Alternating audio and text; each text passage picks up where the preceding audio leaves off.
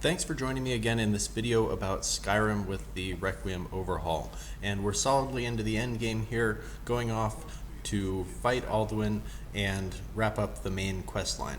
If you can't already tell, I'm doing this commentary after the fact because some of these fights get pretty chaotic and it's hard to say anything intelligent when you're running around in circles trying not to get killed by a big mob of Draugr. Anyway, first thing encountered is a pair of dragons here, and I'm trying to not aggro all of the enemies at once because there's just a ridiculous number of Draugr that are camped up at the top of this set of stairs, and I'd rather not have to deal with them all at once, especially when the dragon can come down at the same time. As preparation for going into this, I made a huge stock of arrows, probably more than was really necessary actually, but I'm carrying several hundred arrows in expectation that the later fights are going to be ranged. But I decided to give it a try in melee against this dragon because I've got a really good shield. The Shield of Solitude has bonus to the amount of damage it can block, so it's actually pretty viable to get up close with the dragons as long as you have your timings down on when you need to block. This character at the very least still definitely cannot tank dragon bites. Those are just an instant kill, but it's pretty manageable with a shield and being kind of careful in how I play. So around this point, I'm trying to look for enemies that I can snipe off while the dragon is off flying somewhere that I can't access easily, because I don't really want to go too far forward. But unfortunately my aim is pretty terrible and I don't really succeed in hitting any of these Draugr. But the dragon is very cooperative and just decides to land right next to me. With all my resistances, the shouts and like the fire breath and stuff from the dragon is not really a threat. I'm really only worried about the bite.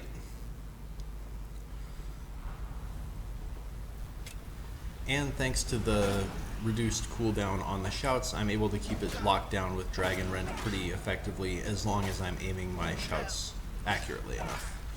And yeah, this one goes down actually very quickly.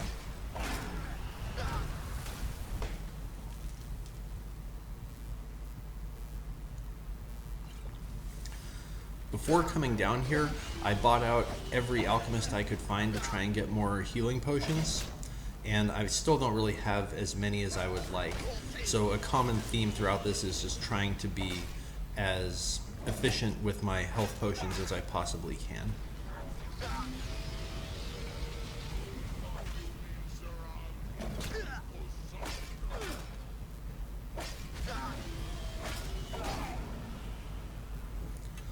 So after taking down the first dragon, I can drink a potion and then start making my way up this set of stairs.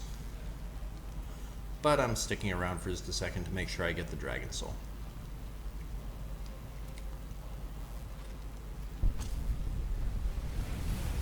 Many people probably already know this, but the more shouts that you have learned and unlocked, the more cooldown reduction you get on your shout effects. So even if you don't plan to use very many different shouts, learning and activating more of them does have some passive benefit to it. And really with this character, there aren't all that many shouts that I want to use. The big one is Slow Time, which is just, it's insanely powerful for any sort of remotely fair fight. And then just being able to activate Dragon Rend as often as possible. So I start heading up this direction, and then this mob of Draugr comes down to make my life difficult.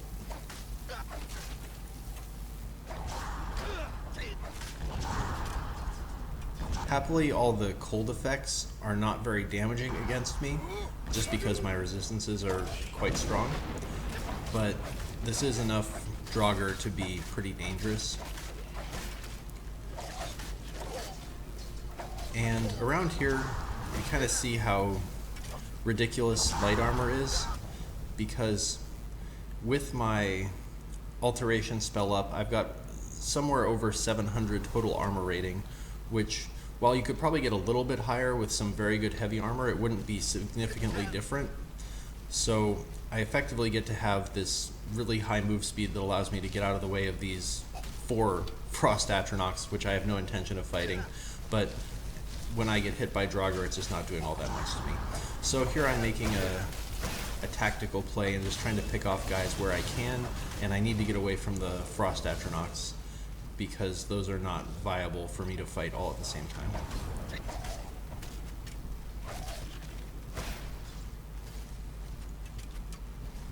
And here's a spot where I'm really happy to have picked up the Dawnguard Rune Axe before I went into this questline, because while my standard weapons have enough armor penetration where they can kill Draugr relatively fast, the Dawnguard Rune Axe is just really, really efficient, so I can take down even these high-level Draugr with just a couple of hits.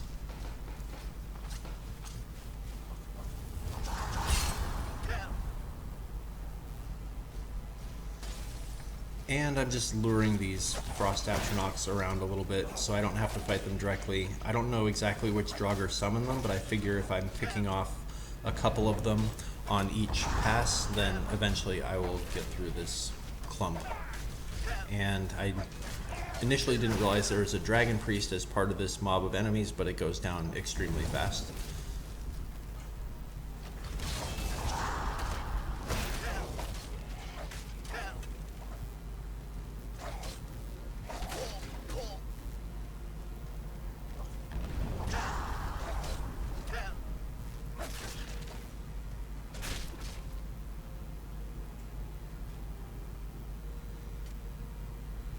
And the opening sequence is probably the hardest part of clearing Skuldafn, just because there isn't a lot of room to maneuver around in.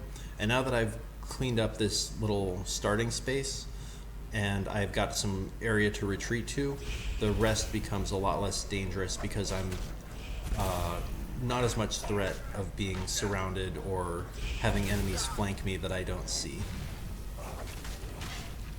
And while I really like playing in first person because it feels more exciting and I think it controls a little bit better, the downside is it's hard to tell if enemies are behind you or trying to sneak up on you when you've only got one direction of view compared to being able to see all angles with third person camera.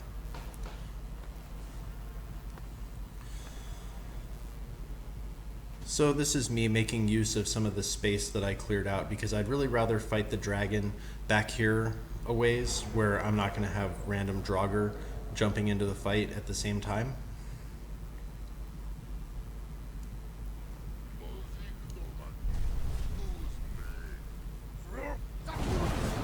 And it lands, but I just want to make sure it doesn't take off again right away, so I hit it with the Dragon Rend Shout.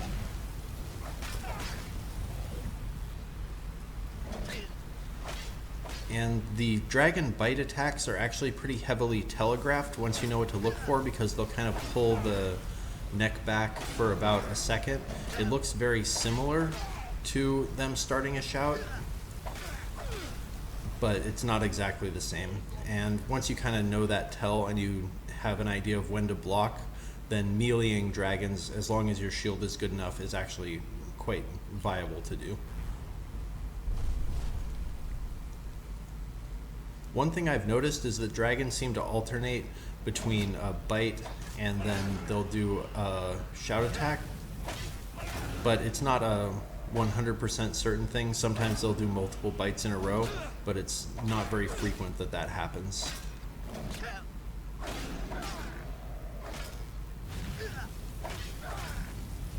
Part of my logic in going melee is I was hoping to conserve my arrows, but really that was not a very big concern because I've got many more arrows than I actually need. But the other advantage of going melee is it just makes them go a lot faster because you don't have to worry about missing. And even though I've got really good expertise on my archery, and actually I have 100 archery but only in the 60s for one-handed, the armor piercing on my axe I think is a little bit better than what I'm getting from my arrows.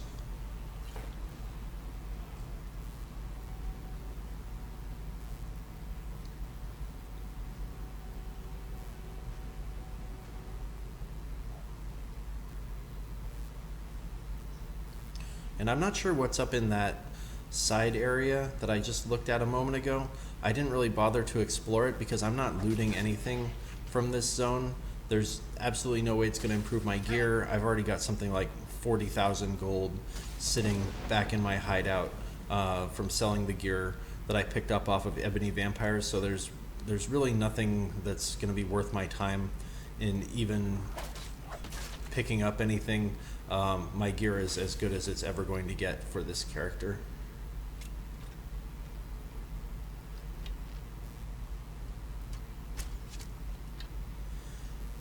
And just before this, I had gone through and finished up the Dawnguard questline. I didn't bother to record it because Harkon is a pretty disappointing fight. He just dies in like 2 or 3 hits to the Dawnguard War Axe, so that didn't really seem worth making a video. But by going through the Forgotten Vale, I converted something like 200 elven arrows to the sun arrows, which I was hoping they'd be good against Draugr, but you saw a little bit earlier, I hit a few Draugr with the sun arrows, but it was not doing significant enough damage, so I just stick to the axe. And here I could just run into the door that I saw back to my right a little bit, but knowing that enemies can follow me through doorways, I want to clear this area so that I don't risk getting surrounded as I spawn into the next zone.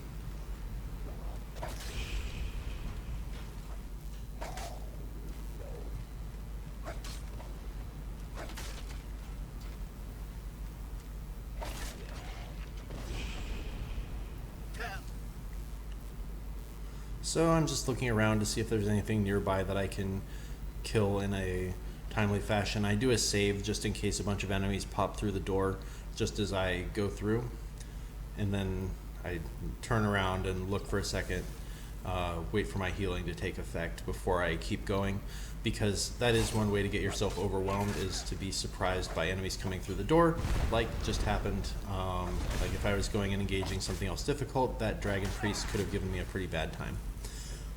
But instead, it just dies really quickly.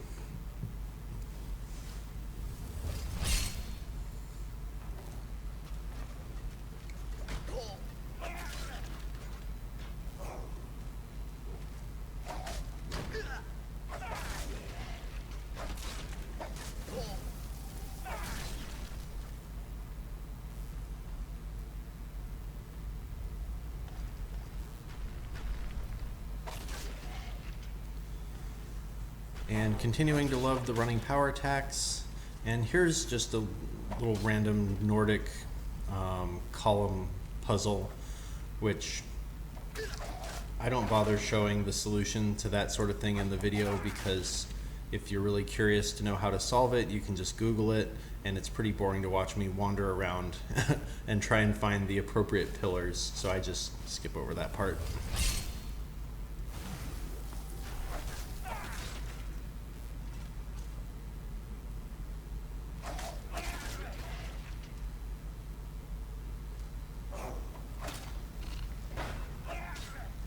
And again, the mage armor, even though it's not the highest level rank mage armor even, it's still being super, super effective. You can see how little damage those Draugr hits were doing to me.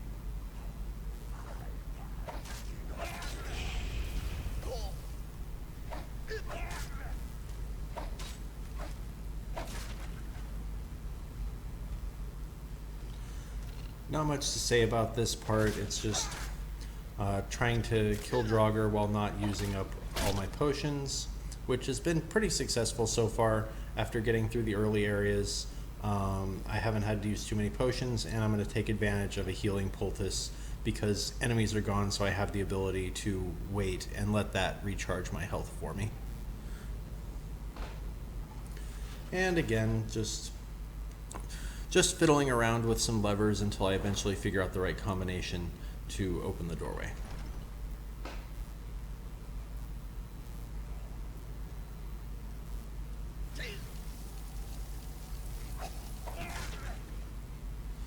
And it's kind of funny how enemies that were incredibly scary and threatening, like those Frost Draugr at the beginning of the game, are now totally trivial because I have the right resistances for them.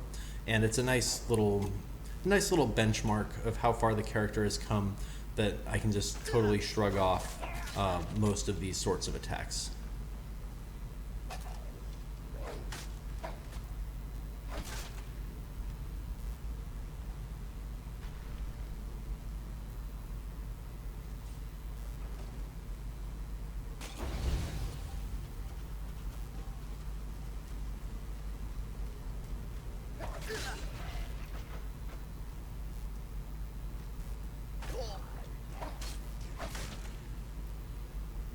And at this point, I've got 4 different perks in block, and it's around level 60-ish or so, which I definitely like it to be higher. Like getting up to 75 in block would be great, because then I could take the faster move speed while blocking perk.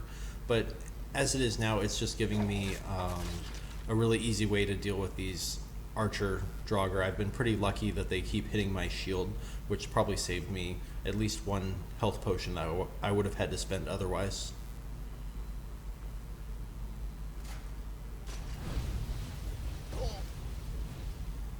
I'm not sure what I stepped on to set off that fire trap, but it's like, okay, I'm standing on top of this chest. I might as well lockpick and open it. Let's just forget about the physics implications of standing on a chest lid while you open it.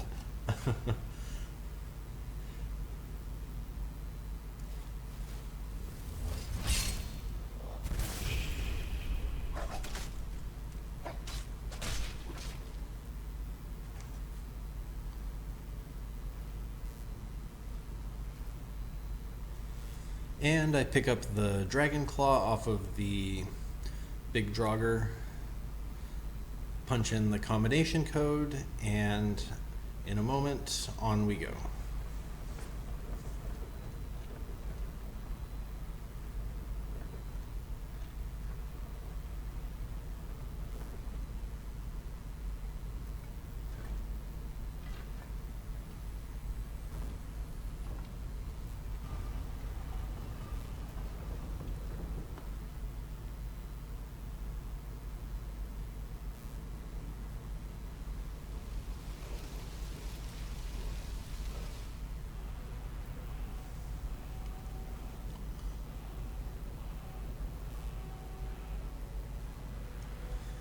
And this Word of Power isn't terribly useful to me. Stormcall is cool, but not especially powerful as different shouts go. And here I realize I've got a couple of Dragon Souls, so I just dump them in to hopefully improve my cooldown rate on my shouts by having a little bit more knowledge of different words.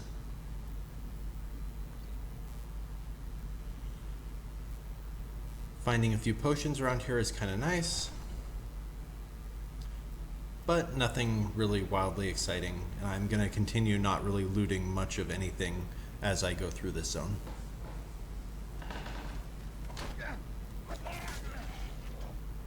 So I see the huge collection of little red dots up and to my left, and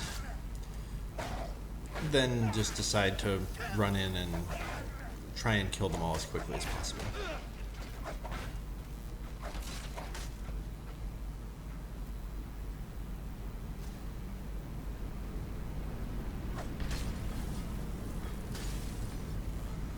The Dragon Priest here can actually be pretty hard if he gets a chance to pick up his staff and start using it.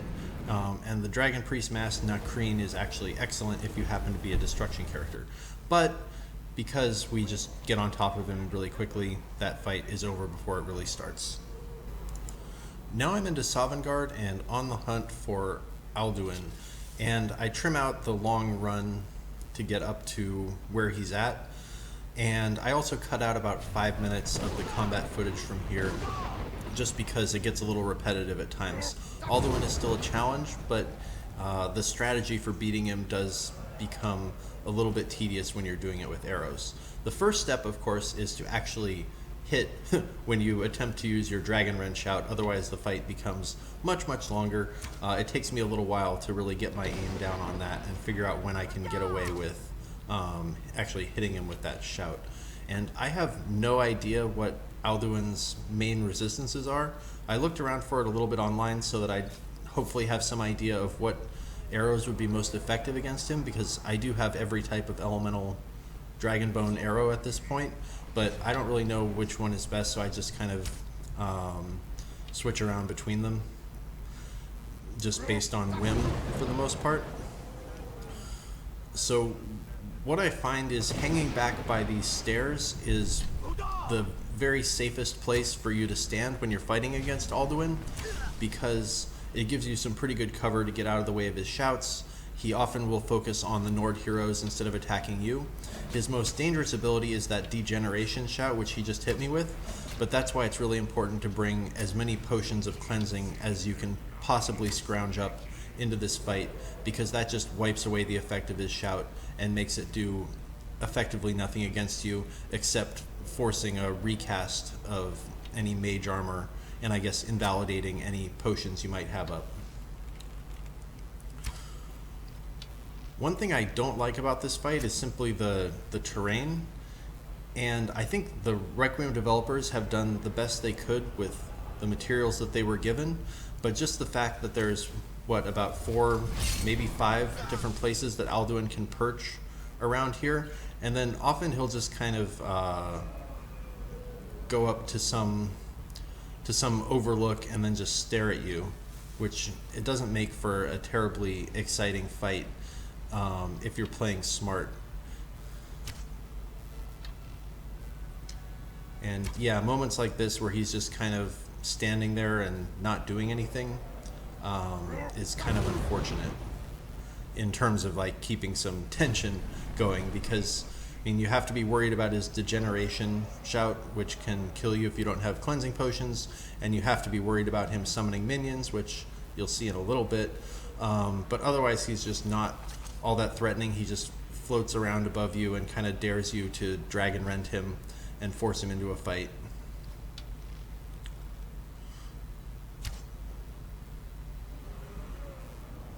But because I've been pretty poor with my aim of the Dragon Rend shouts, so far I haven't put all that much damage onto him. Not nearly as much as I would like, given how long this fight has been going so far.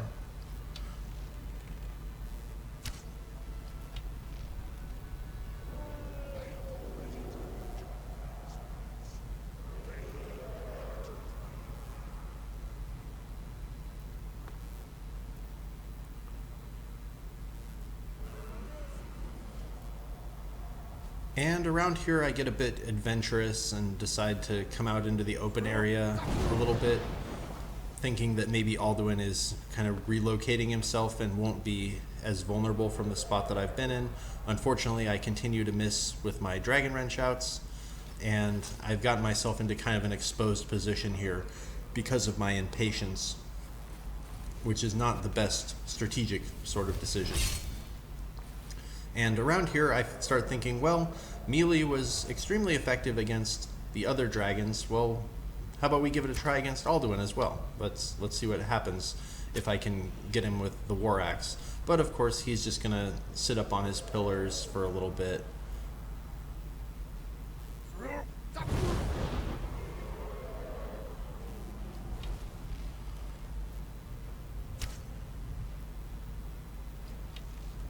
Still just extremely poor aim with the Dragon Rend. I think I just needed to be a little bit more patient with it and not try and hit him with Dragon Rend while he's in the air, because while it's possible to do, it's not very consistent.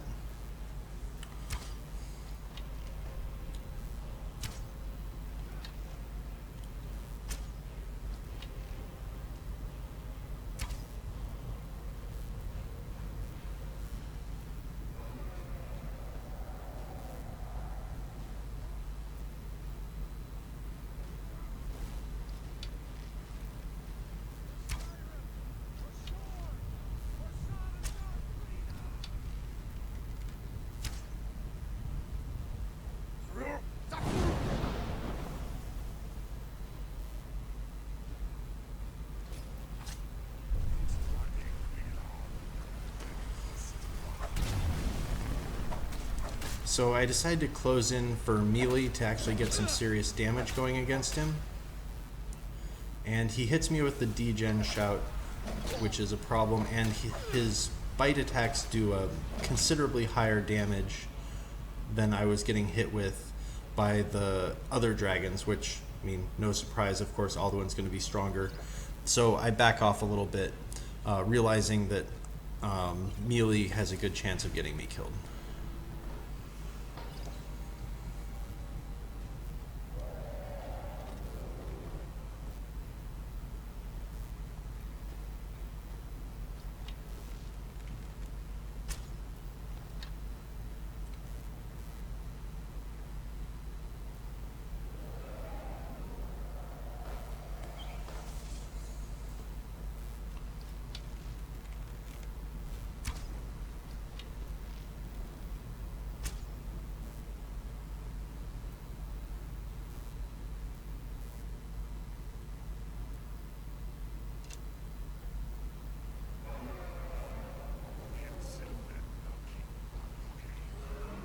And I feel like the fire arrows weren't really doing any damage at this point, so I start switching around to try and find some that are hopefully a little bit more effective. I'm not sure if it really makes any particular difference, but now I start figuring out the strategy, which is to wait for Alduin to land and then cast Dragon Rend so that I don't have big times where I miss and then can't do anything for the 30 seconds or so that it takes for my shout to recharge.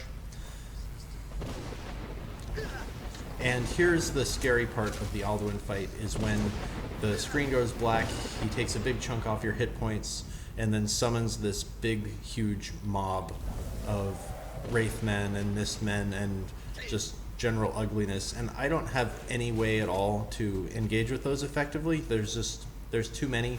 I don't really have any great crowd control with this character, so I get the idea, okay, let's try and run past them and into this back area where perhaps they'll lose aggro on me and I can continue the fight against Alduin someplace else. But the Mistmen are just way too fast to get away from them in this way, and they stay aggroed on me.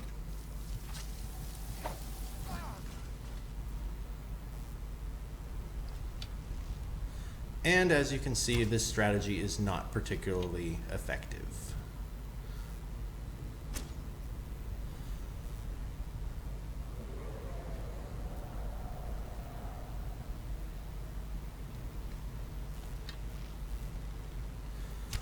So I realized that since there's no way that I can fight his horde of minions, I just need to stay back where they're not going to aggro onto me if he were to summon them again, and just play a little bit more conservatively.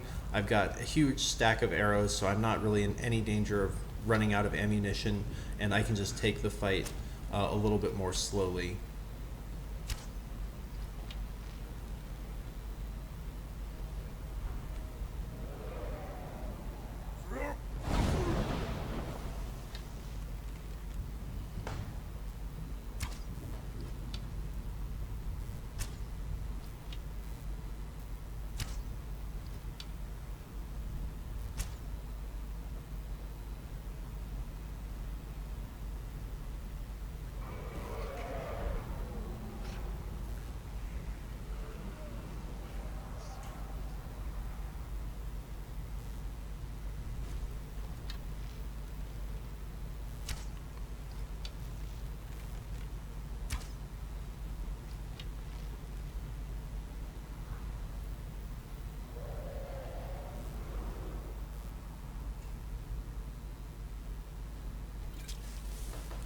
The Alduin fight in total ends up taking me about 20 minutes, and there's a piece up here that I clip out just because it really does get repetitive after a while. And there's one death that I don't show where I am standing on the bridge and I just clip through it and fall to my death, which I think was just a glitch and didn't really deserve to make it into the final gameplay footage. But at this point, I'm kind of chaining together Dragon Rend shouts more effectively so I can keep him grounded and actually get some decent damage going.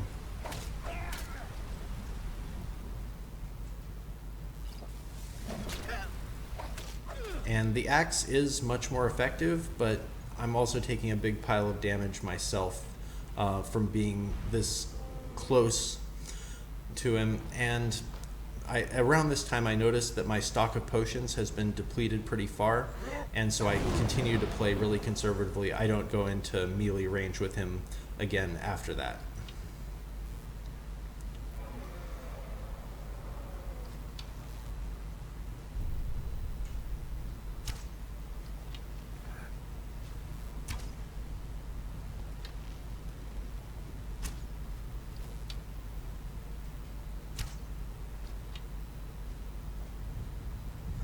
Now that I've got him grounded, I start actually being able to do some pretty decent damage, and my pace of taking down his hit points really speeds up a lot.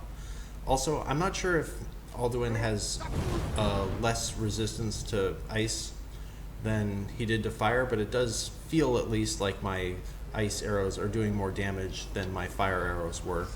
If anyone happens to know the statistics on what Alduin's resistance values are, I'd be really curious to hear about them, so other people don't have to be guessing like I was.